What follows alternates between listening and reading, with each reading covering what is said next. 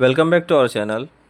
महाराष्ट्र राज्यातील अघोषित शाळा आणि अंशतः अनुदानित शाळा व त्रुटीपूर्तता केलेल्या शाळांना 14 ऑक्टोबरच्या शासनाच्या प्रमाणे अनुदान मिळावे व म्हणून आझाद मैदानावर आंदोलन झाले होते. त्या आश्वासनाची पूर्तता करावी म्हणून कोकण विभाग शिक्षक मतदारसंघाचे आमदार श्री ज्ञानेश्वर म्हात्रे सर यांनी आज मुख्यमंत्री माननीय श्री देवेंद्र फडणवीस साहेब यांची भेट घेऊन अधिवेशन संपण्यापूर्वी आश्वासन पूर्तता करावी अशी विनंती केली. संकटमोचन मंत्री आदरणीय श्री गिरीश महाजन साहेब सुद्धा त्या ठिकाणी उपस्थित होते. माननीय मुख्यमंत्र्यांनी 18 तारखेला अनुदानाचा निर्णय घोषित करू असे सांगितले. सोबत पदवीधर आमदार श्री सतीश चव्हाण, कृती समितीचे अध्यक्ष श्री खंडेराव जगदाळे, संजय डावरे, रहाटे काका उपस्थित होते.